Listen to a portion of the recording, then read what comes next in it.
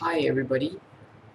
It's been a long day actually, and it's like 1 a.m. right now, but I still have to do this video and I need to do it because it's actually for some of my students who have a storyboard assignment that is due by next week.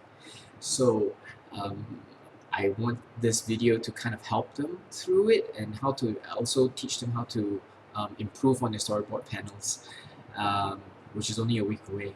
So I need to release this as soon as possible. That's why I still have to rush this video through.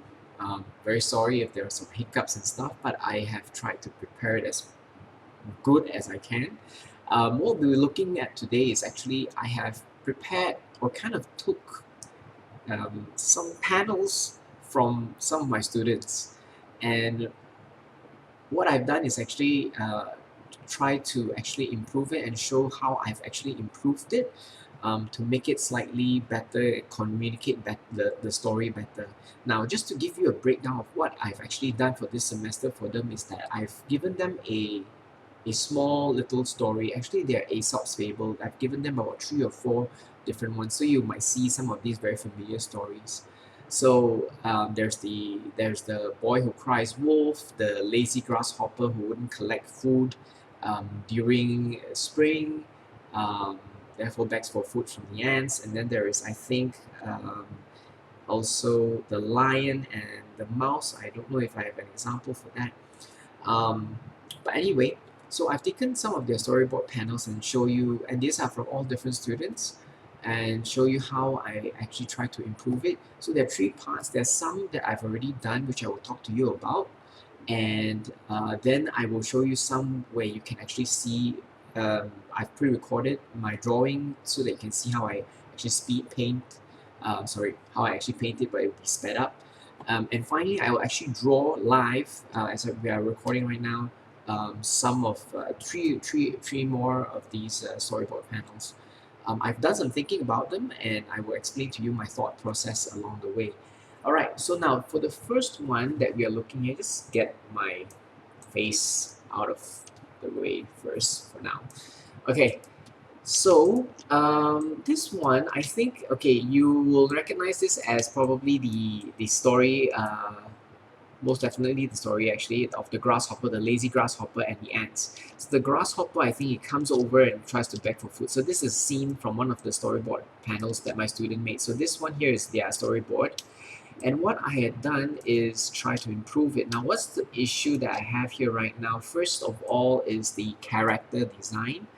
I find that their character, as an animation student, I would much prefer if their character had a bit more better form. Right now, over here, like just looking at their legs and the construction of their hands, it's pretty weak. I would have preferred if they would think their design through properly. I know that it's just a storyboard assignment and that the main thing now here is storyboarding, but still, I think that a bit of care should be taken to do their characters because it lends to the overall aesthetics of this shot. Now, I'm all about also for beginners especially. Try and abide by the rules of thirds, which are these lines here when you divide your screen into thirds, and you try and place subject matter of importance on one of these lines. You have these lines that you find on your phone as well, remember, when you get the scripts. So it's important like to place subject matter on this line or at where the line crosses. So like the head of the grasshopper right now is near the proximity of where one of these 2 lines cross. And the other subject matter, which is the entrance of the ant hill, um, which is actually supposed to be on top, isn't it? But anyway, the student has drawn it down here, so I just try to keep it as close as what the student had. Is also on one of the crossing where the thirds, one of these lines are 2 lines are crossed. So and it's nice to have this kind of balance where you have something on the top right hand corner balanced with something on the left hand corner, so that the entire composition feels a little bit more balanced. Whereas here, you find that there's a lot of dead space, and that's another issue I have. Yeah. And all of the ants here kind of look two-dimensional, so I kind of took the effort to kind of turn my ants in different angles so that they look a little bit more three-dimensional. There's one that's profile, one slightly in 45-degree angle, one facing the other way going in. So there's a lot more activity, different types of activity going on instead of this repetition that you have here right now. And of course, the construction of the grasshopper. The grasshopper needs to look distinctly different. Right now, this guy here, he looks like one of the ants. So I don't know even if he's even the grasshopper. So it gets a bit confusing if, let's say, you were the audience and you see this character coming in, you'd be questioning like, is he one of the other ants or is he the grasshopper right now? So yeah, this is one of the first scene that I've done.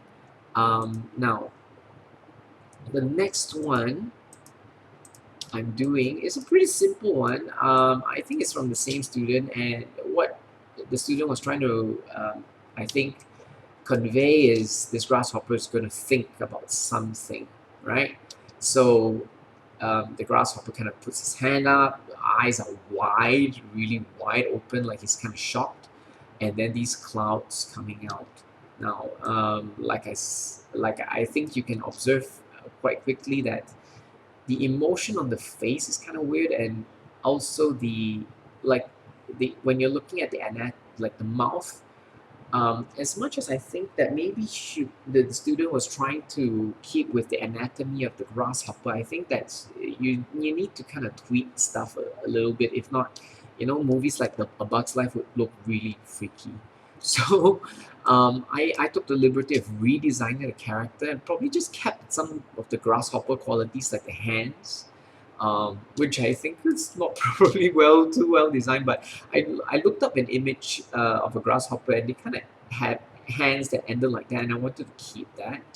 And so yeah, and the other thing is the face. I wanted him to kind of have like a thoughtful kind of look. So he's turned his face sideways. His mouth is kind of going like like gesture, like kind of emoting that he's thinking about something, and even the bubbles have even simplified it further to this chunky ones because I felt that his thought bubbles needed to kind of drift off and have that sense of motion. So yeah, so I've kind of pulled them also a little bit longer. Yeah, and also his eyebrows are one thing that I felt needed to be added to give that quality where he's thinking about stuff. So the way you draw your character in the storyboard frame is also pretty important. Yeah, I mean, you can't just, I need the grasshopper. You can't just say that, oh, I need the grasshopper to be thinking about something, so I therefore just place a grasshopper and thought bubbles here. You need to think like a performer, yeah, as a storyboard artist or as an animator. You need to think about how you're going to get your character to perform this role or this task of having to feel to think about something. Now next one. Now this student, she has kind of relatively improved quite a bit from the first one, and to be honest, I wouldn't think that this is too bad. What I would change is, to be honest, I actually like her character. This one here is quite nicely caricatured. But I just wish that her lines had, her forms would be in more control. Like, for example, just one area like this eyebrow here, it's kind of falling right at the edge of the face. I would have preferred if she either put it in or all the way out to give it that overlapping, this overlap so that there is a sense of a solid drawing, one of the principles of animation. So I've changed it because what I find most problematic actually with this, not that it's a big issue, but is the amount of headspace that you need to give this character. So therefore I gave it a lot more headspace. Because right now over here, it looks almost like I don't know, like a high angle shot, probably, or a low angle. I'm not quite sure. It's quite difficult to tell. But over here you can see a little bit more of the architecture as well, and you can find yourself at an eye level because this guy is kind of short and he's standing behind the building, and you are probably slightly taller than him, so it's actually at the cameraman's eye level. So I feel that this is a lot better in terms of the composition, and of course giving him all that head space over the top. Okay. All right, so now the next few frames I'm going to talk about is this one. Yeah, so I've actually done the drawing, but I'll just show you how my process is. Is this one, which is the boy crying wolf, he's kind of just sitting there. The other one is two ants. So I think I'm not sure. This is from the ant and the grasshopper, but I think this student had like a whole extra scene where one of the ants are actually being lazy.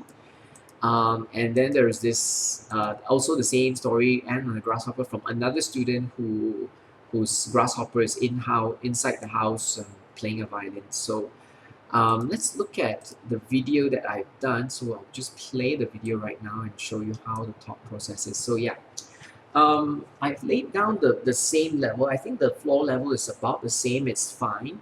Um, Now, I felt that for his composition, the background was a bit bare, so I added some rocks, a tree, and this boy is kind of sitting behind there. What I wanted to kind of really bring across is the boy, kind of lazing around in the shed. He really needs to look bored, so I changed his posture as well. Um, and the dog is standing in the background of the dog is kind of more open, and you can see that the posture of the dog is a little bit more active, kind of inviting his owner to play with him. So I really wanted to push the contrast of like the really active dog who probably wants to do more shepherding than the boy.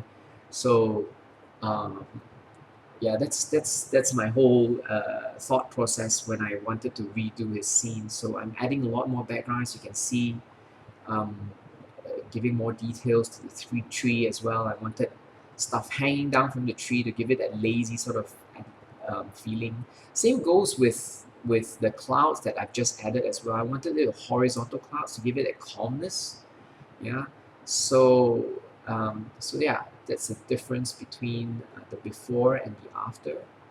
Now this next one, the shot that we have from the student, it's a bit weird. I do not know like what angle this is, but I kind of reposition the camera. I pull it in tighter to the character. I want it to be a really comical or kind of a scary moment where I think one of the father or the lead ant kind of chastises one of the lazy ants who's kind of daydreaming away.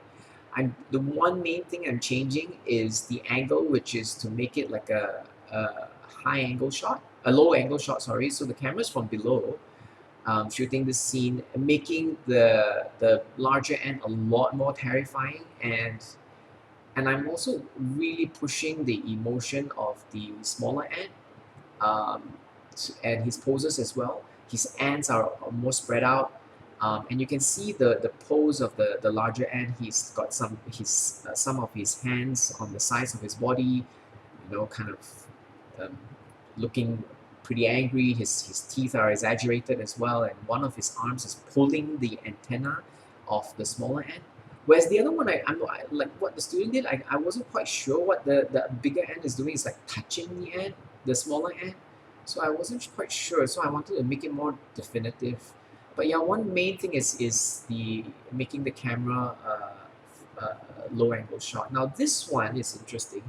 The student has drawn the camera to be inside of the grasshopper's house, but I felt that if you wanted to really push for a character to be in isolation, and you wanted to really make him feel lonely, I would want to put the camera outside and to really like use the window frame as a means to kind of make him feel like he's trapped.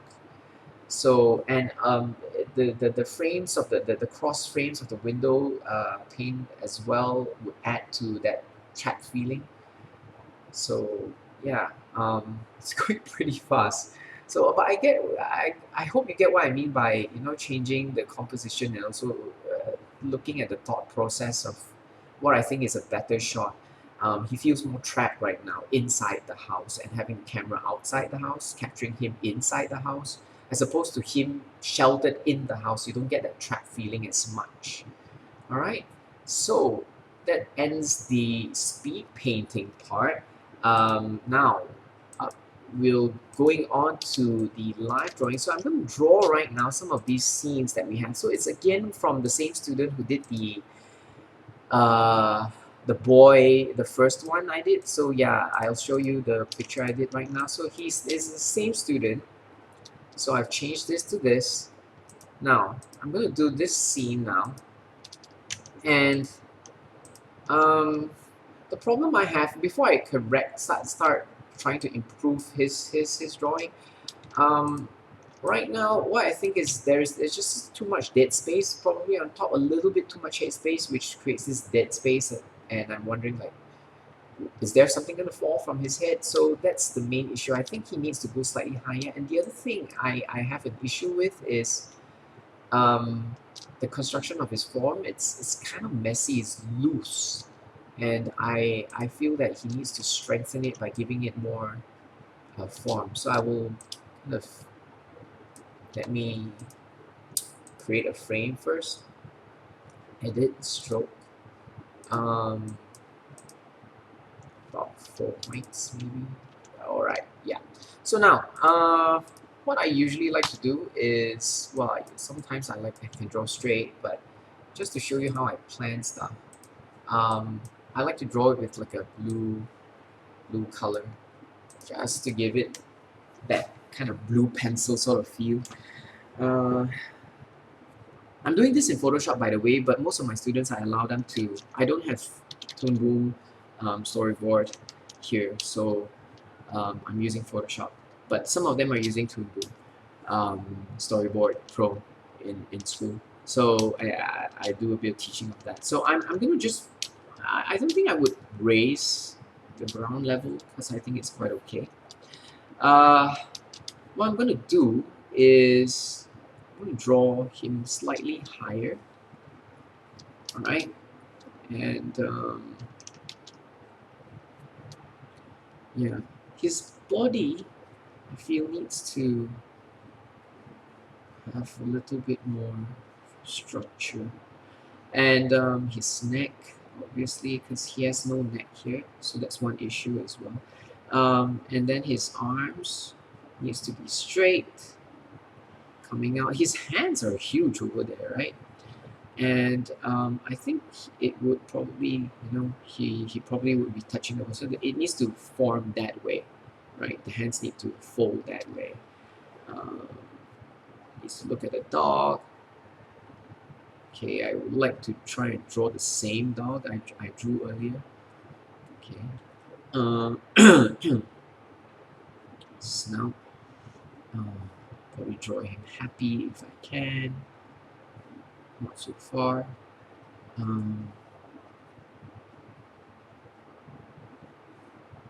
So one leg would be up. You probably can't see the other leg because he's probably, I probably can see a bit of his tail. Yeah. Okay. And yeah, and, well, now it's a bit off balance, so I'm gonna just push it in to centralize him a little bit more. Yeah. So yeah, I do this kind of changes. And then there, his ear and his hair. Well, I want him to look lazy, so actually his hair, let's give him a bit of like um, bigger curls that are kind of disheveled looking and kind of turning downward.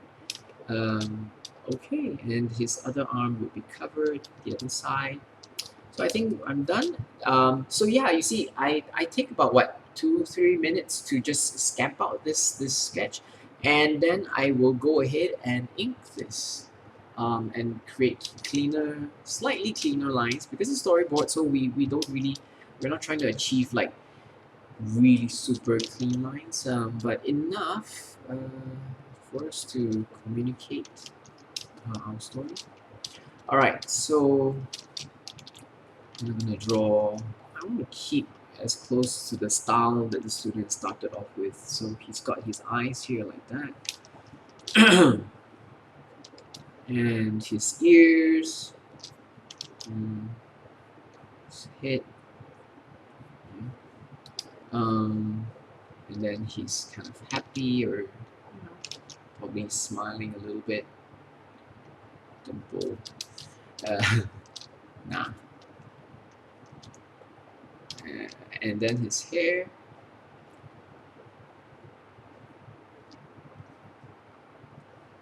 And yeah, so I want his hair to kind of look maintain that curly hair that the student had done. But if you want to be curly, he should have had more. The problem is um, the control of the lines. Yeah. So, and then the collar, he's got like a collared shirt of some sort.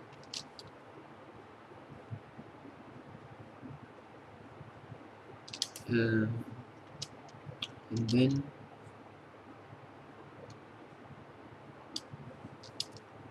let's do this. All right. And then have his hands slightly straighter, because right now you can see it's almost like it's broken, as if there's like another joint there. So you need to maintain that form as much as you can.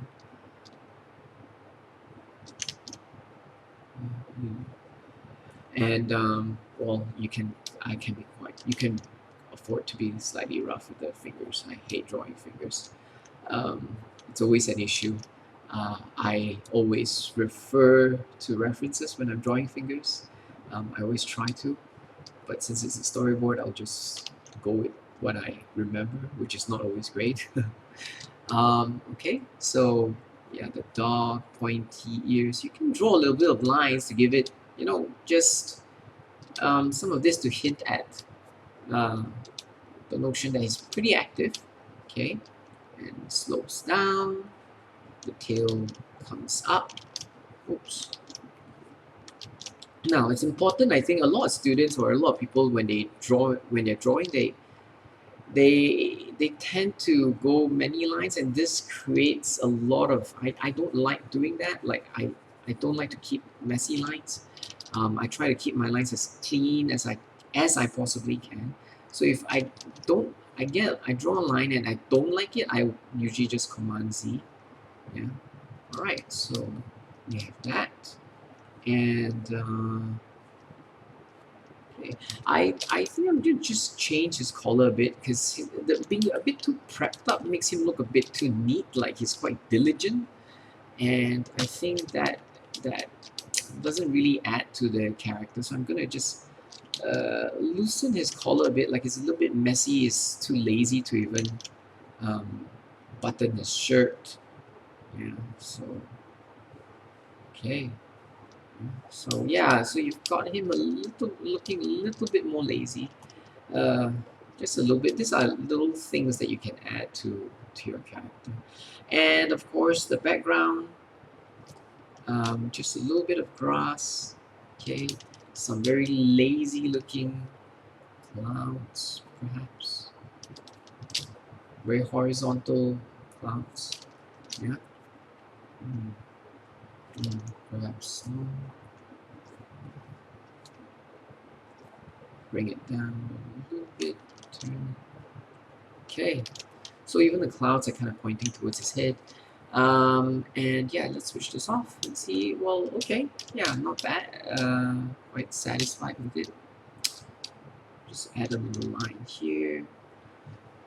Oh yeah, and of course his eyebrows are so important to kind of add emotion. Um, all right, so yeah, yeah. So this is what I would have settled for. This is how I would have improved it. Um, his shot, yeah, probably with a few fingers on this side, his hand. Okay, so yeah, I think most of all the problem here is his form, like the shape of his face is it's like a bit hard to, his eyes are off, so that's my main issue with this shot. Okay, okay, the next one. Okay, this is a tough one. It's a scene where the grasshopper goes to collect or kind of begs for food from this ant. I have no idea why this ant is slightly desaturated, like it's in gray, but probably the student was trying to show depth. But yeah, there are several issues I have. Firstly, with the character, like when I told you the character was supposed to be begging for food, um, I kind of felt that probably you might not have even gotten that. So and the other thing is, eh, the issue I have is the grasshopper. You have to think also in in terms of power relations, in a shot. Like, he is the one right now who is in disadvantage. He's asking for food from this ant. But visually, in this whole composition, he's looking so much larger, and I don't understand, like, why is this road there? Does it have any significance to the story? I don't think so at this point of time. I think what's important is the relationship between these two guys here, these two characters here. So what's with this? So I didn't quite understand why this was needed to be there. So I actually kind of reversed the angle to be closer to the end. So I've done a sketch right now, um, of the ant. So the camera right now, let's just say that it's the same kind of positioning of the two characters. I've taken the camera and placed it behind the ant. So let's just do this. Sorry. Okay. So you have the grasshopper here. This is like a bird's eye view. This is a grasshopper here facing the ant. And previously at this shot, you have the camera here, right? Shooting at the grasshopper, capturing the ant.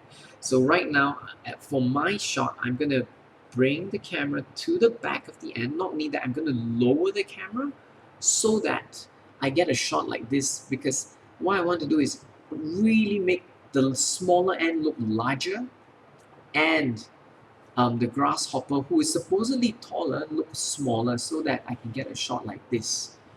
All right? Yeah, so I'm going to just go ahead and ink this right now. So he's, and as you can see that it's quite obvious that even the posture is very important right now. You want your grasshopper to kind of be begging, so he's kind of like kowtowing right now. So um, I'm gonna, as I'm gonna ink it, I might even push his head lower and the body arc to be even more exaggerated to form more of a curve. The ant is a little bit more erect, and it's important for me for the ant here right now to be holding that piece of food, because it creates that narrative straight away that he is asking for this piece of food, rather than right now I have no idea what, like, his hand sticking out, you just don't know what he's doing. The posture doesn't say much, nor does his face. And right now you really need to see his face, right? You need to show that he's really sorry and he's needing the food. So therefore, this is the other reason why I wanted to reverse the angle of the camera. Okay, so I'm going to go ahead and ink,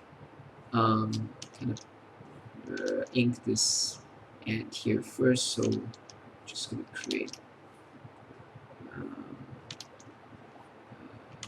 the back, the thorax of the ant.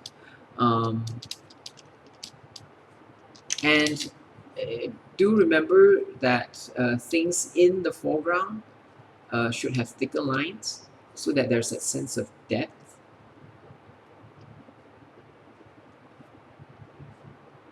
Okay.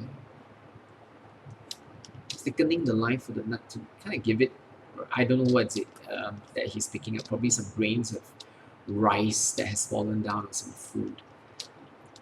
So the ant here.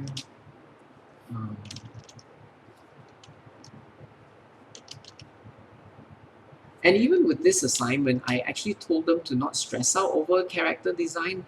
Not stress out in the sense that, not to say you don't need to care about it. You obviously need to care about it, but that they do not actually need to design. Actually allow them to go ahead onto Pinterest, and which is a great resource I find most of the time, to search for any character they want, and it's one that they can handle. And also to just use it so that they don't need to spend time trying to design the character. But by no means should you not design a character at all, or not care about the character at all and just draw the easiest thing that looks like a stick man. So I would not do that, especially if you're supposed to be an animator. You should try and strive for all your drawings that you produce to have some aesthetic or design quality to it. Um, okay, and I'm gonna just complete this basket of food. Okay, and finally the grasshopper, I'm gonna just um, make the point size of my pen slightly smaller so that it doesn't go too big, so that there's a sense of depth that is still created between these two characters. So yeah, he's really sorry. Like, so I'm gonna even have him look down, like he doesn't want to even create eye contact with the ant. And he's kind of like asking, "Oh, can I have some food, please, sir? Some more, sir?" Okay. So yeah, and have his head kind of, yeah. So I was saying that I want to kind of really push his head down. Oh, sorry, even more, and make him really look even really much more sorry. And of course, his antenna needs to really just hang down pathetically, really limp as compared to the ant, which is still quite, perky, and because an ant is always diligent. Um, so yeah, the hands, of course. He needs to gesture like, oh, I need that food. Can you please give me some? So he needs to have that kind of gesture coming forth. Okay, just rub this off, and then probably even multiply. If you want, because well, technically an insect has about like 6 arms, right? As 6 legs. Um, so probably the other one could even be, it's fun to kind of think about what he'll do with the rest of his limbs. Probably the other one would be kind of like going like please, putting his hands together. Um, can I have that food, please? And finally, the legs, of course, will come down here, this way, and um, yeah. Oh, that's a bit too thick. So just some details at the back, and of course the wings. So yeah, what I really want to do is kind of give him that curve, that arc, to make him a little bit more lowly. And finally, I will just add a little bit of background, nothing much, just some trees overhanging the back because it's kind of bare, like it's an open grass field, which is weird because you would expect something like that to be happening in a garden, and the road is particularly clean. It should not be the case. There wouldn't be a dirt path that looks like that, right? I'm not going to spend too much time with the background. I think this would be sufficient because, sorry, what's happening is really what's happening in front here. Yeah. So yeah, so this is shot. Okay. So I've really placed the emphasis like, and I've deliberately placed the basket, which is actually nearer to the end right now. Like this basket would be probably in front of the ant, but kind of between the ant and the grasshopper, but closer to the ant because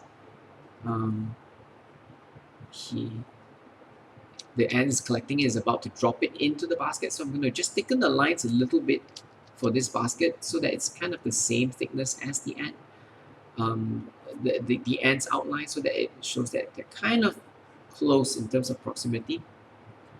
Okay, so yeah, if you want to, you can even colorize this as gray so that you can really see that these two things, the ant and the what you call the basket of grain, is close to each other. You can just put a tinge of gray. Well, why don't we just do that? Just create a new layer very quickly. Choose a light gray color. I've created a layer underneath, so just gonna color in very rough. It's fine.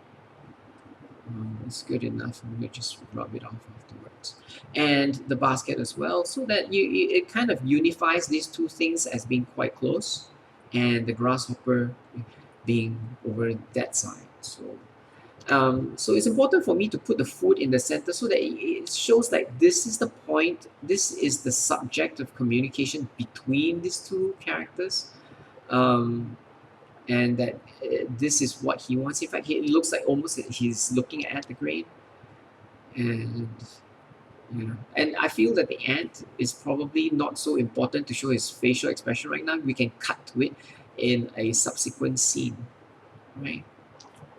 Okay. So, all right.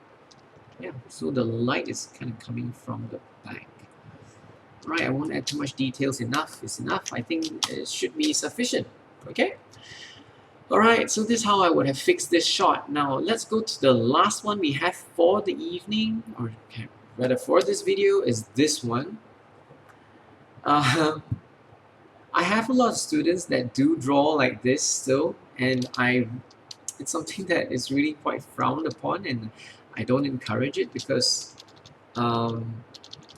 this is what we call kind of like isometric drawing.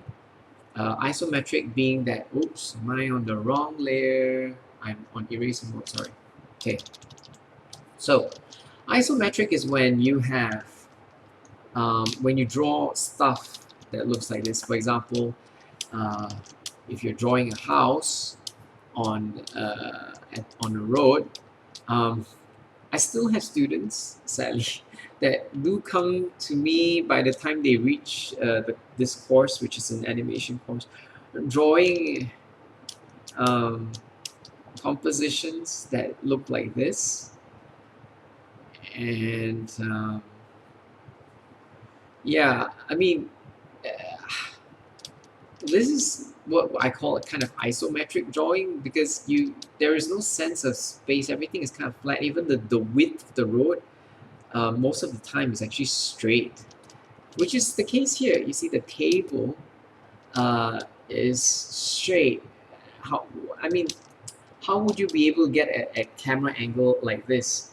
There are only very few productions that actually do this. One which I can think of, which my daughter watches a lot, is Paprika. But even that, there's a sense of space, and it's very stylized. The animated series called Paprika, and the whole show is very well designed. But for most other shows, you as an animator, you need to be able to draw some sort of perspective, some sort of depth, a sense of depth, and this right now there is problems with the character. The emotion, it's emoting quite okay. You can see he's kind of being quite cocky, but even the forms are a bit weird. He's drawing more of shapes rather than forms, like circle and very flat shapes. You don't sense a three-dimensionality to the character. Everything is very flat. So therefore, I've kind of fixed it. I've done a simple sketch, have I? Yeah. So I have here, okay? So and in order to get a camera angle like this, where you can see the top of the table, can you imagine? This is the table and your two characters are kind of sitting here. In order to get this angle, your camera is almost literally on top. And this would be like a high angle shot. And what purpose would you want to put a high angle shot? To kind of belittle both the characters at this point of time? And even if you have a high angle shot, you would see all floor, you wouldn't see this kitchen behind. So therefore the sense of perspective here is a bit weird. So what I've done is I've lowered the camera. I want to bring the camera to the table. So what I've done is actually lowered the camera and bring it to the table so that we can get into the conversation between this fox and this I think it's a stork, because the story is between the fox and the stork, and the fox is kind of tricking the stork into coming to dinner and drinking soup from a plate, and kind of poking fun at it because he finds the stork looking quite funny. So yeah, I've kind of lowered it down and bring it closer. You want to be at the table listening to their conversation. So, and I've also deliberately placed the characters, again, the rules of thirds. I try to keep the fox near one of the lines. And the stork, on the other hand, I did not place him here on one of the crossing because I want him to feel uncomfortable and almost pushing him towards the edge of the frame, because he's kind of cornered. He's kind of in a predicament trying to drink from this plate. So I want to kind of push him to the frame and kind of give the fox a little bit more space, kind of representative or kind of suggesting his ego as well. So he has a lot more space compared to the stork, which is kind of cornered to this end of the screen. All right, so I'm going to ink this right now.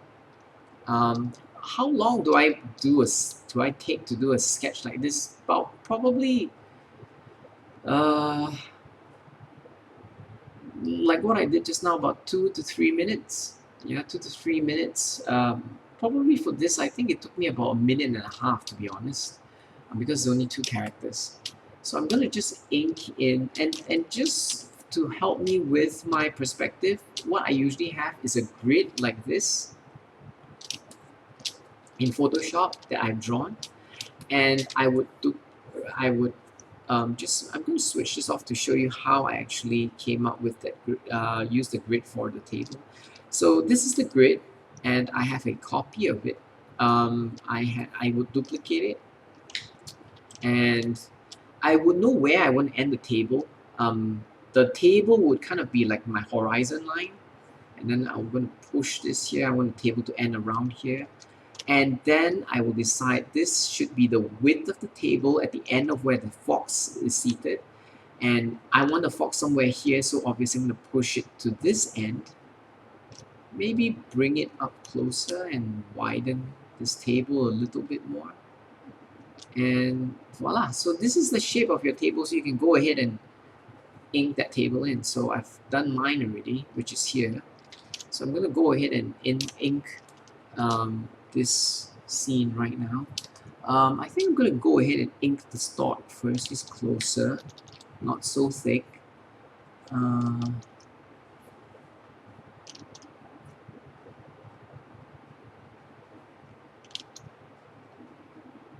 So the stork should be looking a little bit upset, probably not too upset. You don't want him to kind of, he's still a guest and he's trying to be courteous, so, and his wings are folded. Okay, that's his back. And I'm going to draw his plate. Ooh, it's going to be tough.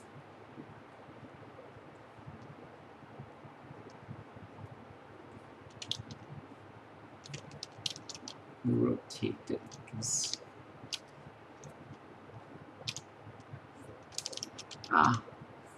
it's one of those tough ones. I think that will do. It's not perfect. You know what? Probably the plates won't even be perfect because they're animals, so they probably have like clay-made plates or something. Anyway, yeah, okay, and then we're gonna go to the eyes. He's looking a bit like, I think he probably, it's nice to probably have him look at his plate. Probably with a slight frown, I guess. A slight frown. You can draw the other eye as well. And you can see he's obviously quite upset that he's got a plate to deal with, and he knows that he can't drink from a plate. I'm not quite sure if I want this expression that I've drawn, but probably I would. His eyes need to be closed because he's not even bothered looking at the stork. But probably he's kind of, I want to kind of make him a little bit braggy, so make him smile a little bit and have all the points on his face because he's a mischievous little character.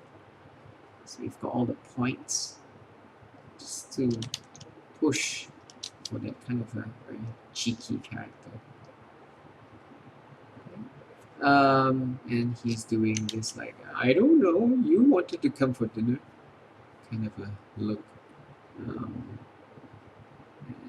I think a fox has like black paws, right? Yeah.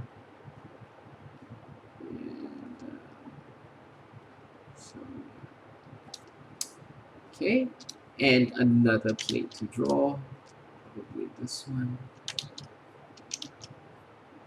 Ooh.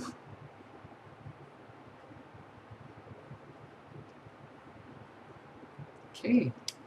I think that will do. So, okay. So we've got the edge of the table. Oops. We want it to get thicker as it comes closer. And this is the edge. So I'm not gonna, just gonna suggest a fold here. Yeah, so okay, and I think maybe yeah, you can just I'm not gonna put too much detail in the background. Fact, I think I'm gonna make, because everything needs to kind of look a bit rustic, like he's a fox, right? So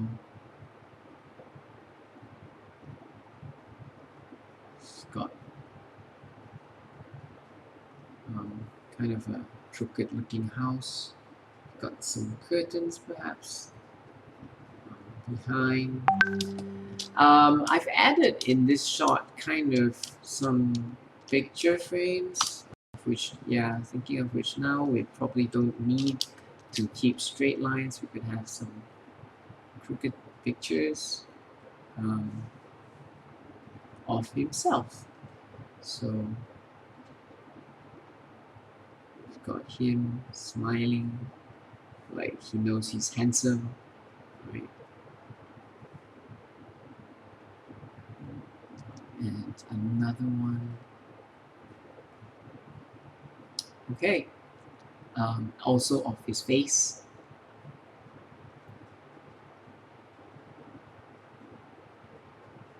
So yeah, you don't need to go into too much details. And let's switch off the drawing. Okay, so it's a bit messy. I'm gonna just clean up the lines. What I usually sometimes like to do is I'm gonna thicken the lines of the more important characters. For example, like the stork. I'm gonna clean up the lines by going around it one more time. It should not be too thick. Like the range of the thickness of line there should be a range for every shot that you're doing. You should not have lines that are this thick and then lines that are this thin. I think this is too much of a contrast. So you should kind of set how thick your thickest line should be before you start drawing. So like I would not go any thicker than this.